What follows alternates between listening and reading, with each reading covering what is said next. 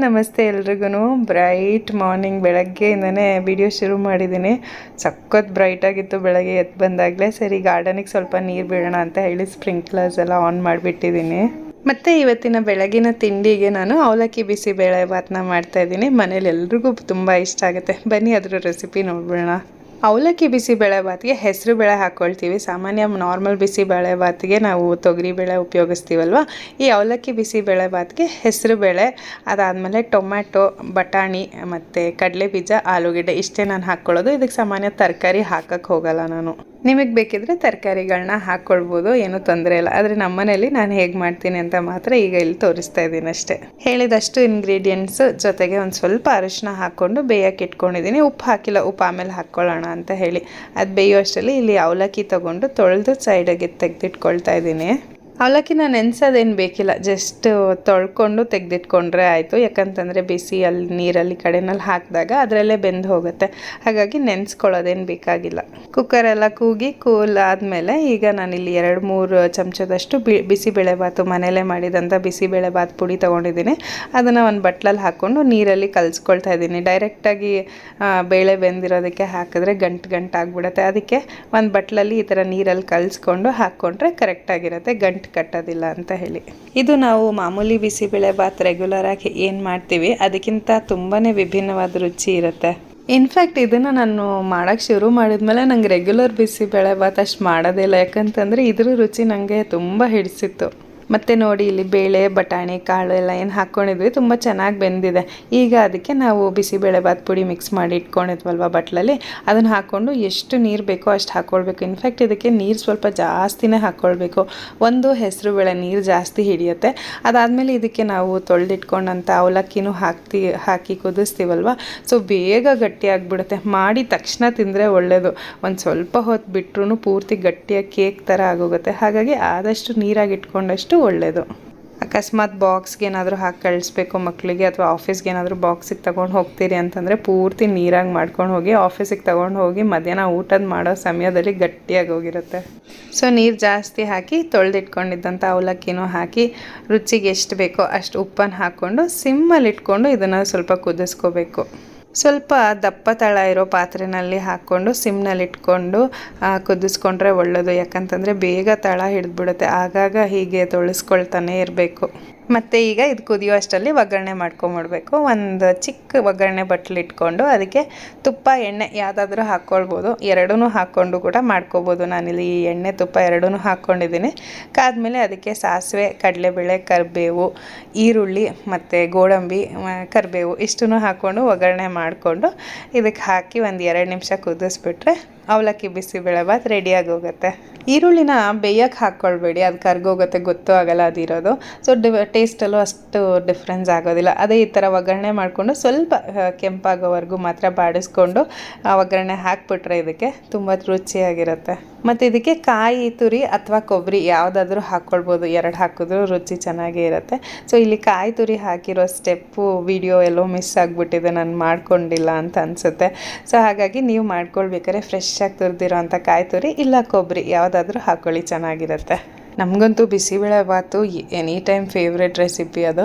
ಚಿಕ್ಕ ವಯಸ್ಸಲ್ಲೆಲ್ಲ ಮನೆಗೆ ಯಾರಾದರೂ ಬರ್ತಾರೆ, ಇಲ್ಲ ಯಾವುದಾದ್ರು ಹಬ್ಬ, ಇಲ್ಲ ಗೆಟ್ ಟುಗೆದರು ಏನೇ ಆದ್ರೂ ಬಿಸಿಬೇಳೆಭಾತು, ಯಾರು ಬಂದ್ರೂ ಬಿಸಿಬೇಳೆಭಾತು, ಗಸಗಸೆ ಪಾಯಸ ಖಾಯಂ ಅದೊಂದು ಅಡುಗೆ ಅದು. ಈಗೆಲ್ಲ ಮನೆಗೆ ಗೆಸ್ಟ್ಗಳು ಬರ್ತಾರೆ ಅಂತಂದರೆ ಎಷ್ಟು ವಿಧವಾದ ಅಡುಗೆಗಳನ್ನ ಮಾಡ್ತೀವಿ, ಏನೇನೋ ಹುಡುಕಿ ಮಾಡ್ತೇವೆ. ಆದರೆ ಆಗೆಲ್ಲ ಎಲ್ಲರೂ ಒಟ್ಟಿಗೆ ಸೇರ್ತಾ ಇದ್ದೀವಿ, ಇಲ್ಲ ಮನೆಗೆ ಯಾರು ಗೆಸ್ಟ್ ಬರ್ತಿದ್ದಾರೆ, ಇಲ್ಲ ಯಾವುದಾದ್ರೂ ಹಬ್ಬ ಅಂದ್ರೇನೂ ಕೂಡ ಈ ಬಿಸಿಬೇಳೆಭಾತು, ಗಸಗಸೆ ಪಾಯಸ ತುಂಬ ಒಂದು ಖಾಯಂ ಆದ ಒಂದು ಅಡುಗೆ. ಮನೆಗೆ ಯಾರಾದರೂ ಬರ್ತಿದ್ದಾರೆ ಅಂದರೆ ಖುಷಿ, ಬಿಸಿಬೇಳೆಭಾತು, ಗಸಗಸೆ ಪಾಯಸ ಮಾಡ್ತಾರೆ ಅಂತ ಹೇಳಿ. ಮನೆಯಲ್ಲಿ ಬಿಸಿಬೇಳೆಭಾತ್ ಮಾಡಿದ್ರೆ ಅವತ್ತೇನೋ ವಿಶೇಷವಾದ ದಿನ ಅಂತಲೇ ನಮ್ಮ ಮೈಂಡಲ್ಲೆಲ್ಲ ಫಿಕ್ಸ್ ಆಗಿಬಿಟ್ಟಿತ್ತು. ಈಗ ಯಾವಾಗ ಬೇಕೋ ಆವಾಗ ನಮ್ಗೆ ಇಷ್ಟ ಬಂದಾಗ ಅಥವಾ ನಮಗೆ ತಿನ್ನಬೇಕು ಅಂತ ಅನ್ನಿಸ್ದಾಗ ಮಾಡ್ಕೊಂಡು ತಿಂತೀವಿ.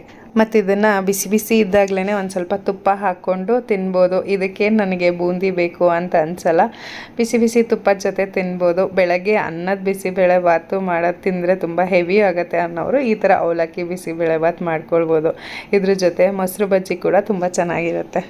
ಬೆಳಗ್ಗೆ ಸಮನ್ವಿ ಸ್ಕೂಲ್ ಇದ್ದರೆ ತಿಂಡಿ ಎಲ್ಲ 8 ಗಂಟೆ 8:30 ಒಳಗೆ ಆಗೋಗುತ್ತೆ ತಿಂಡಿ. ಅದಾದಮೇಲೆ ಅವಳು ಸ್ಕೂಲಿಗೆ ಹೋದ ತಕ್ಷಣ ಅಷ್ಟೇನು ಕೆಲಸ ಇಲ್ವೇನೋ ಅಂತ ಅನಿಸುತ್ತೆ. ಈಗ ಅವಳು ಸ್ಕೂಲಿಗೆ ಹೋಗಲ್ವಲ್ಲ, ಸೊ ತಿಂಡಿ ಮಾಡೋದೇ 9 ಗಂಟೆ ಆಗೋಗುತ್ತೆ. ಅದ್ರ ಮೇಲೆ ಮಿಕ್ಕಿದ ಕೆಲಸ, ಮಕ್ಳಿಗೆ ಸ್ನಾನ ಮಾಡಿಸೋದು, ಅವ್ರಿಗೆ ತಿಂಡಿ ತಿನ್ನಿಸಿ ಎಲ್ಲ ಮುಗಿಸೋ ಅಷ್ಟರಲ್ಲಿ 11 ಗಂಟೆನೇ ಆಗೋಗಿರುತ್ತೆ. ಹಾಗೂ ಹೀಗೂ ಮಕ್ಳ ಜೊತೆ ಒಂಚೂರು ಆಟ ಆಡ್ಕೊಂಡು ಅಲ್ಲಿ ಇಲ್ಲಿ ಓಡಾಡೋ ಅಷ್ಟರಲ್ಲಿ ಮತ್ತೆ ಮಧ್ಯಾಹ್ನದ ಅಡುಗೆ ರೆಡಿ ಮಾಡ್ಕೊಳ್ಳೋ ಸಮಯ ಆಗೋಗಿರುತ್ತೆ. ಒಂದೊಂದ್ಸಲಿ ಅನಿಸುತ್ತೆ ಸ್ಕೂಲ್ ಇದ್ರೇ ಬೆಸ್ಟು. ಬೆಳಗ್ಗೆ ಹೊತ್ತು ಒಂಚೂರು ಟೆನ್ಷನು, ಬೇಗ ಎದ್ದು ರೆಡಿ ಮಾಡಿಬಿಟ್ರೆ ಎಲ್ಲ ಆಗೋಗುತ್ತೆ, ಮತ್ತು ಮಧ್ಯದಲ್ಲಿ ಒಂದು ಸ್ವಲ್ಪ ಬ್ರೇಕ್ ಸಿಗುತ್ತೆ. ಈಗ ಸ್ಕೂಲು ಇಲ್ದಿರೋದ್ರಿಂದ ಎಲ್ಲ ನಿಧಾನ, ಮತ್ತು ಬೆಳಗ್ಗೆಯಿಂದ ಮಧ್ಯಾಹ್ನವರೆಗೂ ಪೂರ್ತಿ ಕೆಲಸ ಇರುತ್ತೇನೋ ಅಂತ ಅನ್ಸ್ಲಿಕ್ಕೆ ಶುರುವಾಗೋಗುತ್ತೆ. ಮತ್ತು ಇಲ್ಲಿ ಮಧ್ಯಾಹ್ನದ ಅಡುಗೆಗೆ ರೆಡಿ ಮಾಡ್ಕೊಳ್ತಾ ಇದ್ದೀನಿ. ನಮ್ಮ ಅನಿರುದ್ಧ ಸ್ನಾನ ಮಾಡಿಕೊಂಡು ಮಲ್ಕೊಂಬಿಟ್ಟ. ಸರಿ ಅವ್ನು ಹೇಳೋ ಅಷ್ಟರಲ್ಲಿ ಅಡುಗೆಗೆ ರೆಡಿ ಮಾಡ್ಕೊಂಬೋಣ ಅಂತ ಹೇಳಿ ಬೇಳೆ, ಎಲೆಕೋಸು ಎಲ್ಲ ಬೇಯಿಸಿ ಕುಕ್ಕರ್ಗೆ ಹಾಕ್ಬಿಟ್ಟು ಈಗ ಅನ್ನಕ್ಕೂ ಇಟ್ಬಿಡೋಣ ಅಂತ ಹೇಳಿ ಇಟ್ಕೊಂಡಿದ್ದೆ. ಅಷ್ಟರಲ್ಲಿ ಹುಳಿ ಮುಗಿಸ್ಬಿಡೋಣ ಮಾಡಿ ಅನ್ನೋ ಅಷ್ಟರಲ್ಲಿ ಎದ್ದೇ ಬಿಟ್ಟ. ಸರಿ ಅವ್ನು ಎದ್ದ ತಕ್ಷಣ ಸುಮ್ಮನಿರಲ್ಲ, ಅವನ ಜೊತೆ ಸ್ವಲ್ಪ ಹೊತ್ತು ಕುತ್ಕೋಬೇಕು, ಒಂದು ಸ್ವಲ್ಪ ಆಟ ಆಡಿಸ್ಬೇಕು, ಇಲ್ಲ ಅಂತಂದರೆ ಮೂಡ್ ಅಷ್ಟು ಚೆನ್ನಾಗಿರಲ್ಲ. ಹಾಗಾಗಿ ಸ್ವಲ್ಪ ಹೊತ್ತು ಆಟ ಆಡಿಸಿ ಅದಾದಮೇಲೆ ಅಡುಗೆ ಮಾಡೋಣ ಅಂತ ಹೇಳಿ ಬಂದಿದ್ದೀನಿ ಇಲ್ಲಿ. ಹೆಂಗೆ ತೋರಿಸು, ಅಲ್ಲಿ ನೋಡಿ, ಇಲ್ಲ ಅಮ್ಮಂಗೆ ತೋರಿಸು ಹೆಂಗೆ ಮಾಡ್ತಾವ ತಿಕ್ಕತ್ತ, ಹಿಂಗೆ ಮಾಡುತ್ತೆ. ಸಮೀಸರಿ ಕಿತ್ತಾಡಬೇಡಿ ಸಮನ್ವಿ ಇರು.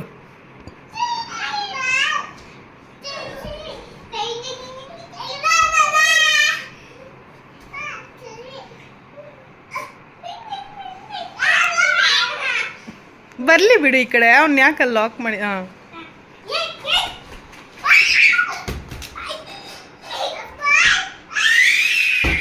ಒಬ್ಬರು ಮುಟ್ಟಿದ್ದು ಇನ್ನೊಬ್ರಿಗೆ ಅದೇ ಬೇಕು.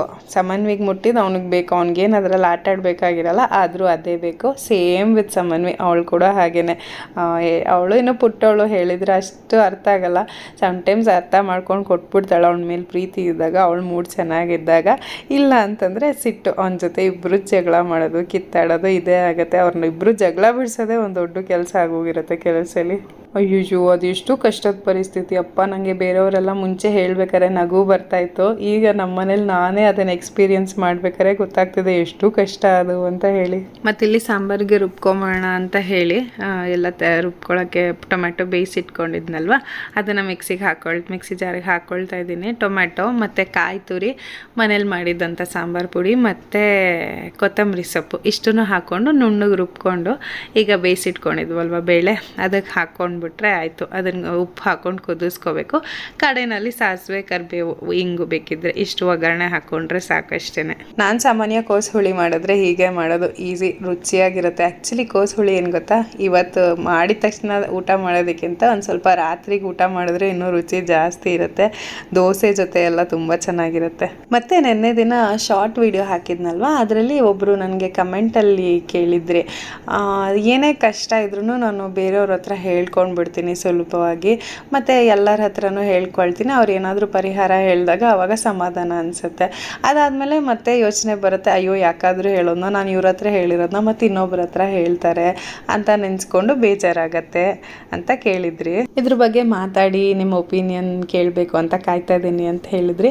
ಆ್ಯಕ್ಚುಲಿ ನನ್ನ ಪರ್ಸ್ನಲ್ ಎಕ್ಸ್ಪೀರಿಯನ್ಸಿಂದ ನನ್ನ ಒಪಿನಿಯನ್ ಏನು ಅಂತಂದರೆ, ನನ್ನ ಪ್ರಕಾರ ನಮ್ಮ ಮನೆ ವಿಷಯನ, ನಮ್ಮ ಪರ್ಸ್ನಲ್ ಕಷ್ಟಗಳನ್ನ ಅಥವಾ ಏನೇ ಪ್ರಾಬ್ಲಮ್ಸ್ ಇರ್ಬೋದು, ಯಾರ ಹತ್ರನೂ ಹಂಚ್ಕೊಳ್ದೆ ಇದ್ರೇ ಒಳ್ಳೆಯದು. ಅದರಲ್ಲೂ ಕೆಲವು ಸ್ನೇಹಿತರು ಇರ್ತಾರೆ ಬೇಕು ಅಂತಲೇ ಅಡ್ವಾಂಟೇಜ್ ತೊಗೊಳ್ಳೋ ಅಂಥವ್ರು, ಇಲ್ಲ ಅಕ್ಕಪಕ್ಕದವರು. ದಯವಿಟ್ಟು ಅವ್ರಗಳ ಹತ್ರ ಏನೂ ಹಂಚ್ಕೊಳ್ಳೋಕೆ ಹೋಗಬೇಡಿ.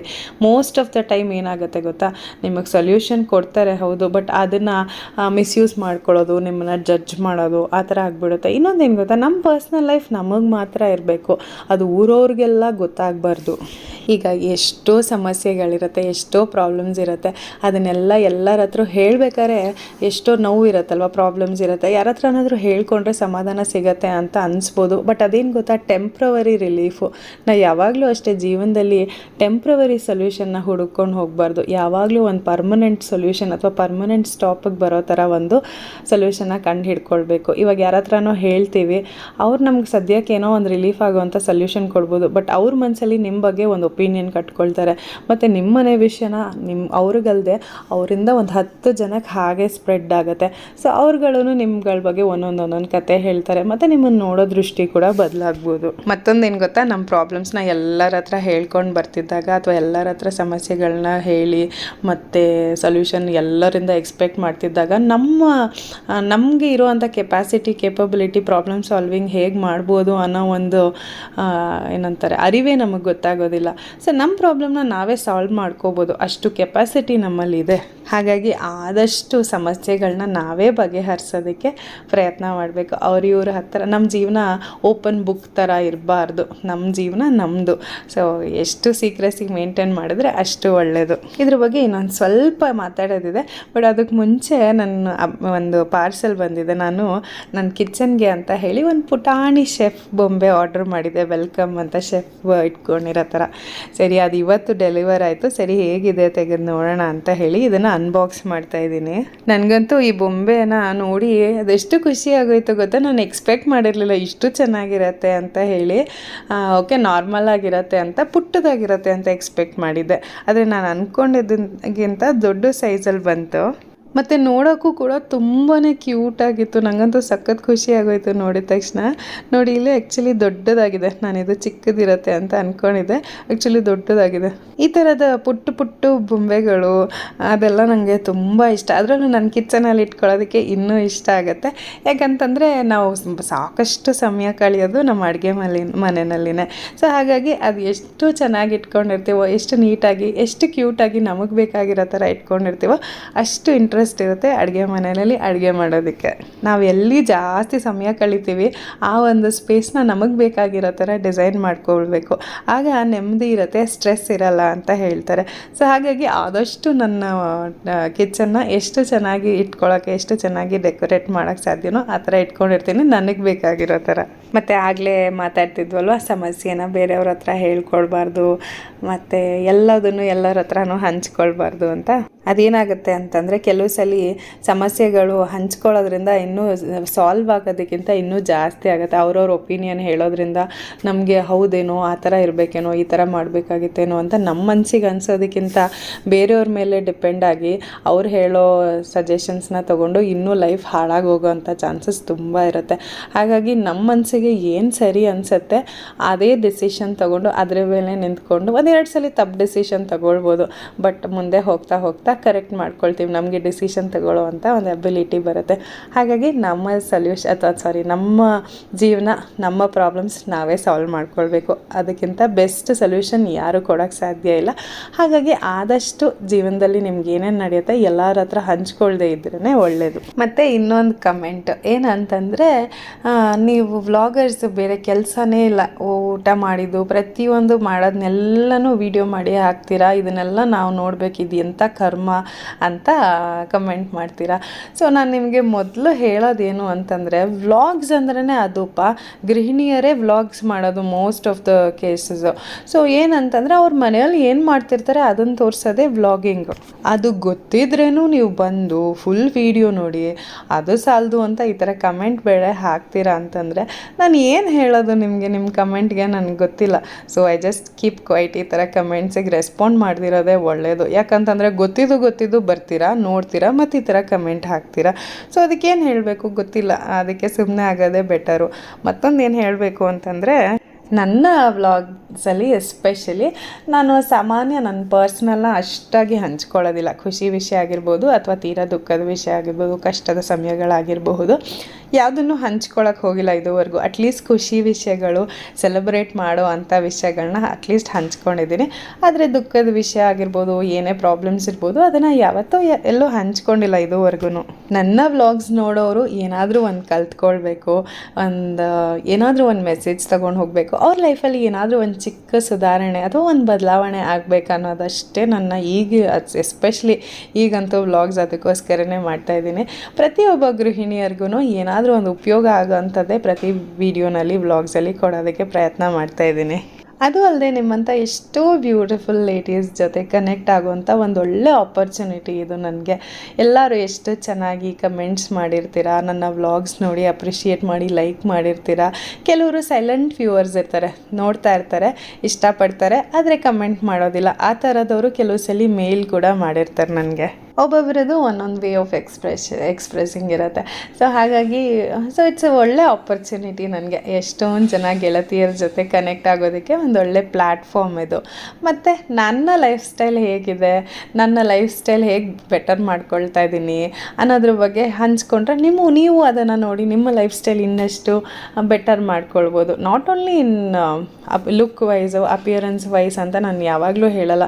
ಯಾವಾಗಲೂ ಅಷ್ಟೇ, ನಾವು ಒಳಗಿಂದ ಗ್ರೋ ಆದರೆ, ಮಾನಸಿಕವಾಗಿ ಗ್ರೋ ಆದರೆ ನಾವು ಹೊರಗಿನಿಂದ ಅಷ್ಟು ಮೆಚೋರ್ಡಾಗಿ ಕಾಣ್ತೀವಿ, ಅಥವಾ ಅಷ್ಟು ಏನಂತ ಹೇಳ್ತಾರೆ, ಅಷ್ಟು ಬೆಟರ್ ಪರ್ಸನ್ ಆಗಿ ನಾವು ಕಾಣಿಸ್ಕೊಳ್ತೀವಿ. ಇಷ್ಟೇ ನಾನು ಎಲ್ಲರಲ್ಲೂ ಒಂದು ಚೇಂಜಸ್ ನೋಡೋದಕ್ಕೆ ಅಂತ ಇಷ್ಟಪಡೋದು. ಸೊ ನನ್ನ ವ್ಲಾಗಿಂಗ್ ಉದ್ದೇಶ ಇದೇನೆ, ಎಲ್ಲರಿಗೂ ಏನಾದರೂ ಒಳ್ಳೆಯದಾಗಬೇಕು, ಎಲ್ಲರೂ ಏನಾದರೂ ಒಂದು ಕಲ್ತ್ಕೊಂಡ್ರೆ ಅಥವಾ ನನಗೆ ಗೊತ್ತಿರೋದನ್ನ ಹೇಳ್ಕೊಟ್ರೆ ಅವ್ರ ಲೈಫ್ ಇನ್ನಷ್ಟು ಬೆಟರ್ ಆಗ್ಬೋದೇನೋ ಒಂದು ಆಸೆ ಅಷ್ಟೇ. ಹಾಗಾಗಿ ನಾನು ವ್ಲಾಗ್ಸ್ನ ಮಾಡ್ತೀನಿ. ಇಷ್ಟ ಇರೋರು ನೋಡ್ತಾರೆ, ಇಷ್ಟ ಇಲ್ದಿರೋರು ಸ್ಕಿಪ್ ಮಾಡ್ಬೋದು. ಅದನ್ನು ಪೂರ್ತಿ ವ್ಲಾಗ್ ನೋಡಿಬಿಟ್ಟು ಅದಾದಮೇಲೆ ಕಮೆಂಟ್ ಮಾಡಬೇಕು ಅಂತ ಏನಿಲ್ಲ, ಯು ಕ್ಯಾನ್ ಜಸ್ಟ್ ಸ್ಕಿಪ್ ಅಷ್ಟೇ. ಸೊ ಅಷ್ಟೇ, ಮತ್ತೇನೂ ಇಲ್ಲ ಮಾತಾಡಲಿಕ್ಕೆ. ಸೊ ತಾಟಿನ ಹಿಂಗೆ ತೊಗೊಂಡು ಬಂದಿದ್ರು, ಅದನ್ನು ಮಕ್ಕಳಿಗೆ ಬಿಡಿಸ್ಕೊಡ್ತಾ ಇದ್ದೀನಿ. ಸೊ ವ್ಲಾಗ್ನ ಎಂಡ್ ಮಾಡೋ ಟೈಮ್ ಕೂಡ ಬಂದೇ ಬಿಡ್ತು. ಸೊ ಇವತ್ತಿನ ವಿಡಿಯೋ ನಿಮ್ಮೆಲ್ಲರಿಗೂ ಇಷ್ಟ ಆಗಿದೆ ಅಂತ ಅಂದ್ಕೊಳ್ತೀನಿ. ಹೇಗನ್ನಿಸ್ತು ಇವತ್ತಿನ ವಿಡಿಯೋ ಅಂತ ತಪ್ಪದಂಗೆ ಕಮೆಂಟ್ಸಲ್ಲಿ ತಿಳಿಸಿ, ಸರಿನಾ? ಮತ್ತೆ ಮುಂದಿನ ವಿಡಿಯೋನಲ್ಲಿ ನಿಮ್ಮೆಲ್ಲರಿಗೂ ಸಿಗ್ತೀನಿ. Okay, until then take care, bye ಬಾಯ್.